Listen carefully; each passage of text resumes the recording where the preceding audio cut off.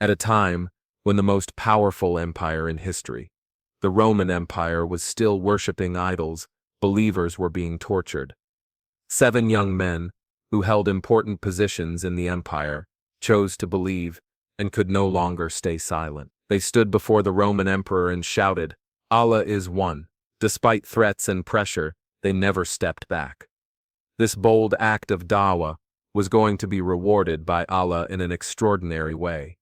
They went to hide in a cave and fell into a sleep that felt like only one day to them. But in the world's time, 300 years had passed.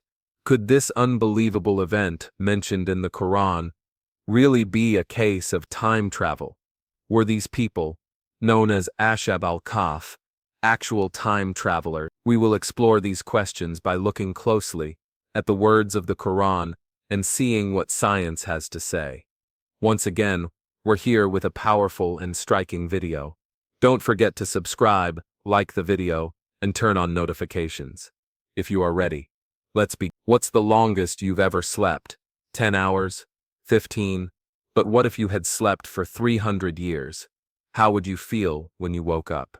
Yes, there were people who slept for 3. We're talking about a group of young people who believed in Allah at different times and places, without even knowing each other. They are known as Ashab al-Kahf. It was a time before Islam had been revealed. Among the followers of Jesus, there were still some who believed in the oneness of Allah. At that time, the Roman Empire followed paganism, but they didn't just believe in it, they also tried to force every believer who had turned to the truth and accepted the teachings of Allah to return to their old religion. Those who refused to go back were punished with horrible deaths. For example, they were nailed to crosses and burned alive. Most of the true believers were poor and weak, but there were also some people who were noble in spirit. Even though they were rich and held high positions in the empire, some of them were known as the Ashab al-Kahf, or the 7 sleepers. These young men held important positions in the Roman Empire. They had found faith, but they kept it hidden. The more they saw the cruelty toward the believers, the more their hearts were filled with pain. Every whip that struck a believer felt like a deep wound in their own soul. They wanted to do something, but what could they do? These young men had actually come to faith at different times each, without knowing the other. Whenever the Romans held idol sacrifice ceremonies, these young men, still unknown to each other, would quietly leave the crowd, unnoticed, and refuse to take part. Then one day, the whole city was filled with fear and excitement. The Roman emperor was coming to visit. To prepare for his arrival, the local governor began to increase the pressure on the followers of Isa, forcing them to leave their faith and return to idol worship. His goal was to make sure that when the emperor arrived, no one in the city would be seen rejecting the Roman gods. But he didn't realize there were people right in his circle who believed. Just like Allah placed Moses in the palace of Pharaoh, there were also Musas in this palace. Don't worry, in every time, Allah always sends a Musa to stand against every Pharaoh. In that royal palace, there was a group of young men who had found faith, and then the great day arrived. One by one, the leaders of the city came forward, kneeling before the Roman emperor and declaring their loyalty. Then came the turn of a young man from the Ashabul Kahf, someone they had never suspected. This young believer felt that the time had come to speak the truth. With courage placed in his heart by Allah, he stood in front of the emperor and boldly declared his faith. Allah is one. Those words shook the palace, and even the Satans and their followers were shaken with fear. This brave declaration gave courage to the other young men as well. They all stepped forward and shouted their hidden faith in front of the most powerful men of Rome. The emperor was deeply humiliated by just a few words of truth coming from a small group of youth. Pagan Rome, the mighty empire that ruled the world with the largest army and the greatest borders, was now facing a faith that defied death itself. These young men were full of iman that challenged the universe. Those around the emperor demanded their execution, but the emperor knew very well, if he killed these young men, their story would spread across all of Rome, and they would become heroes. That was the last thing the emperor wanted. So instead, he gave them 3 days to return to their old religion. And of course, those 3 days came with torture and threats. Yes, true believers in every time have faced hardship. This is the path of faith. If you believe, you say, you will pay the price. If you believe, you must be patient. If you believe, you will say both blessings and trials are from Allah, and both are good. Nothing could make these young men give up what they believed. They found a way to escape from the place they were being held, and late at night, they began their journey away from the city, toward the countryside. Eventually, they reached a cave, believed to be on Mount Angulus, and took shelter there, with full tawakkul in their ray. With them was a dog named Kitma, who followed them on their journey. Those who tried to chase and catch them ran out of the cave in terror. And what happened to them inside that cave for nearly 300 years is described in the powerful ayat of Surat al-Kahf. When they woke up, they didn't realize that more than 300 years had passed.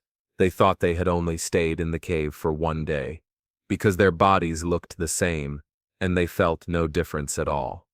But when they tried to use their old coins to buy food, they discovered the shocking truth. Yes, this might be one of the most interesting time travel stories in all of history. But what does modern science say? Did they really travel through time?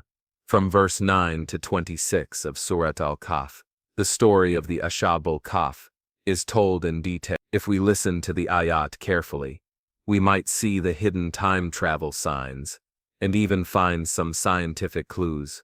Allah says, "My messenger, do you think the story of the people of the cave and al-Rakim is something strange?" When the young men took shelter in the cave, they said, "Rabbana, give us mercy from you, and guide us to what is right in our situation." So we sealed their ears in the cave for many years. Then we woke them up to see which of the 2 groups could better calculate how long they had stayed. We tell you their story with truth. They were young men who believed in their Rabbab, and we increased their guide. O messenger, if you had seen them in the cave, you would have noticed the sun turning to the right as it rose, and to the left as it set, while they lay in a spacious area inside the cave. This is one of the signs of whoever Allah guides is truly guided, but whoever He lets go astray, you will never find a friend to guide them. If you had looked at them, you would think they were awake, but they were sleeping. We were turning them to the right and the left. Their dog was lying at the entrance of the cave, with its front legs stretched out. If you had seen them, you would have run away in fear, and your heart would be filled with terror. Then we woke them up. They began asking each other, "How long have we stayed?" One of them said, "Maybe a day or less than a day." Then they said, "Your Rabb knows best how long we stayed." They remained in their cave for 300 years, and they added 9 more. Say, Allah knows best how long they stayed. This part contains an important detail about how time is measured. Some scholars say the difference between 300 and 309 years comes from the lunar and solar calendars. According to the lunar calendar, 300 years is equal to about 309 years in the solar calendar. This shows a precise calculation related to the concept of time in this story. Now let's imagine together, 7 young men take shelter in a cave and stay asleep there for 309 years. If time had passed normally for them, they should have aged or even died by the time they woke up. But no, this is where the power of Allah comes in.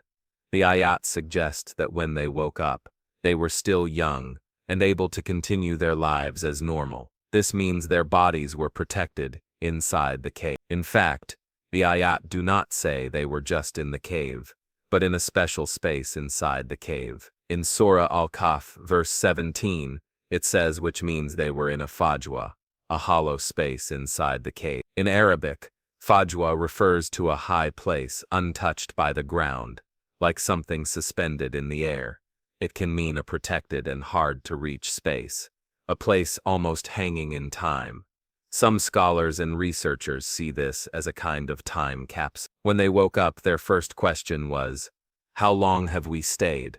And their answer was just as surprising, a day or less than a day. But the ayah clearly says they stayed for 309 years. This shows that their sense of time had stopped, or time had passed differently for them. And then look closely at the next words. Your Rab knows best how long you stayed. If the time passed inside the cave was the same as the outside, and Allah already said it was 309 years, then why is there another statement that only Allah truly knows the time? This might mean that there was a second hidden layer of time. It suggests that inside the cave, by the will of Allah, a different dimension of time was operating. For these young men, time may have stopped or moved very slowly. The mysterious language in the ayat pushes the limits of our understanding. While the outside world aged over 309 years, their bodies and minds remained untouched by time. Yes, the ayat clearly says they were in a special space inside the cave. Classic scholars like Ibn Kath explain this word as a deeper part of the cave, protected from direct sunlight. Because the sunlight did not reach them directly, their bodies did not decay, either physically or biologically. For them, one day passed, but in our time, it was 309 years. This is actually scientifically possible. If a person stays in a place where time moves slowly, like a spaceship near the speed of light, or close to a black hole, only one day might pass for them, while hundreds of years pass in the outside world. The story of Ashab al-Kahf in the Quran can be understood in this way. Time seemed to stop for them, and their words, a day or less than a day, now make perfect sense. The cave of Ashab al-Kahf might be located in a place with special magnetic or cosmic properties. This could be the reason why time flowed differently there. In modern science, time travel is studied through several theories. Einstein's theory of relativity says that time is relative, and when speed increases, time slows down.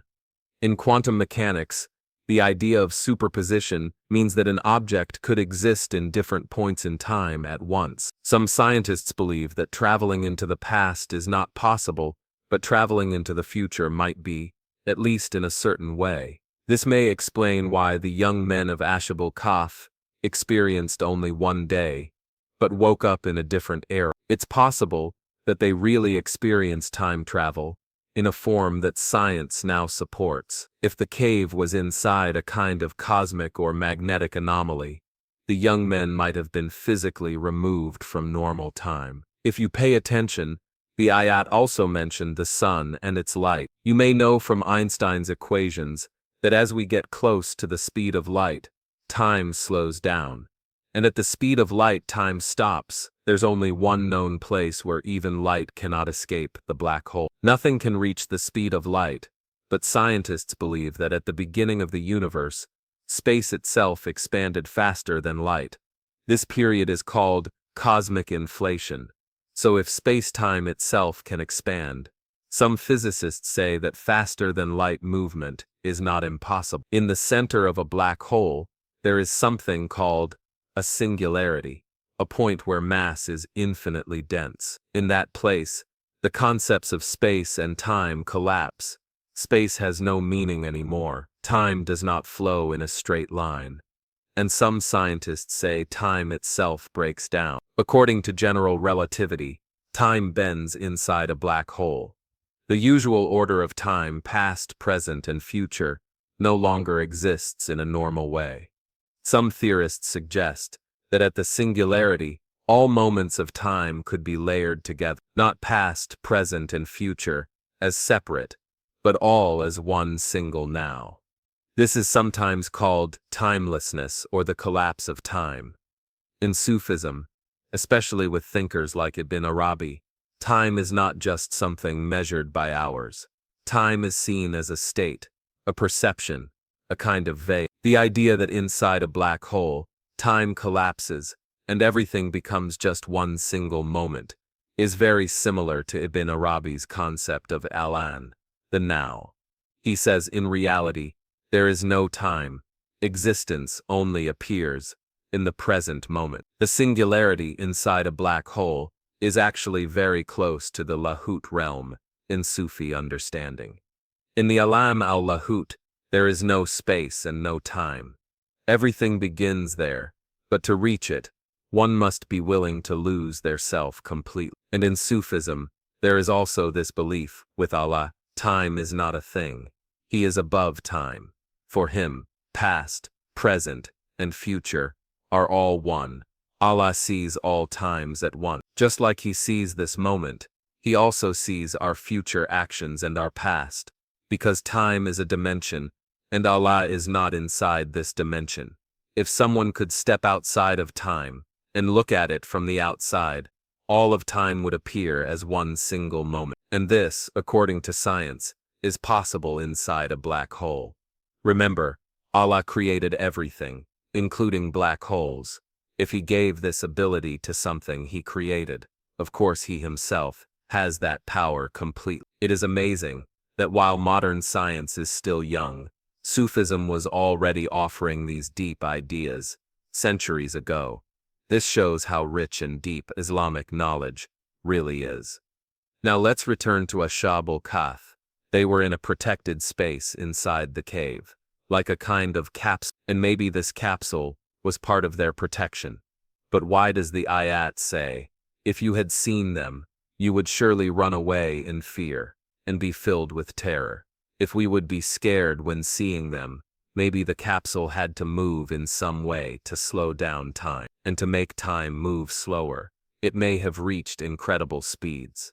This could have caused strange or frightening changes in their bodies, or in the capsule itself. High-speed motion, like in time travel theories, can distort the body. Maybe this explains why the sight of them would have been terrifying.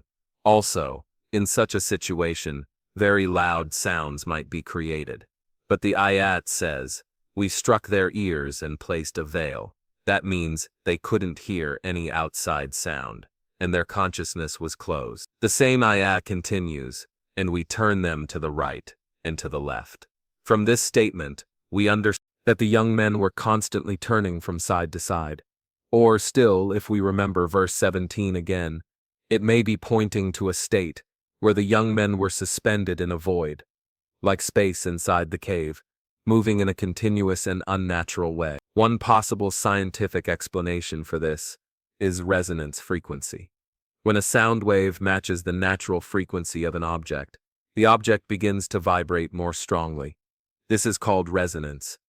Interestingly, they discuss how long they had slept and agree, a day or less than a day. This means one day passed for them, while 300 years passed for us.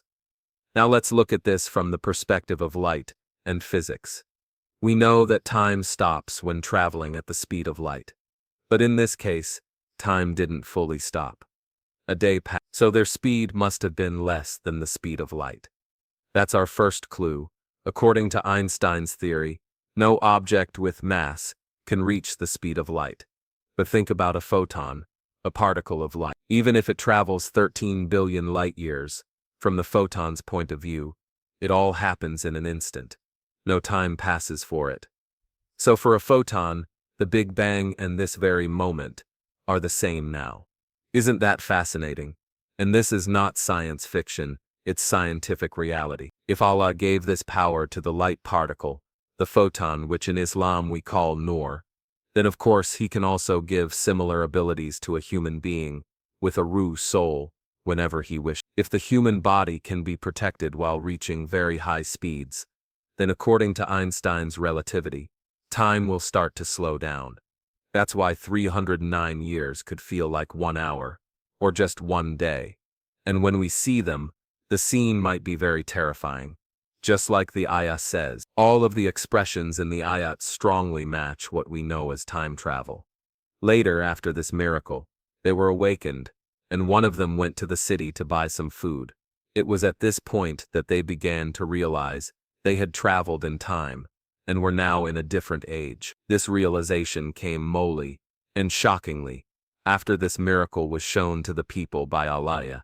It is said that the young men passed away because the coins they carried were very old. The people of the city understood that these young men were not from their time. Now ask yourself, why did Allah tell us this miraculous story in the Quran? The answer lies in the context. What was happening at the time these ayat were revealed? The pagan leaders of Mecca used to mock and harm the Prophet sallallahu alaihi wasallam. When he told people about the stories of past nations, they would sit nearby and say to the Quraysh, "By Allah to us, we can tell you more interesting and fun stories than this." To challenge the Prophet, the people of Mecca sent one of their men to scholars in Medina, saying, "You are people of knowledge, we cannot read or write. Muhammad says he is a prophet. How can we know if his claim is true?" They replied, "Ask him 3 things. About the young men who disappeared into a cave long ago, about the man who traveled from the Far East to the Far West, and about the ruh, the soul. If he can answer these, then he is truly a prophet.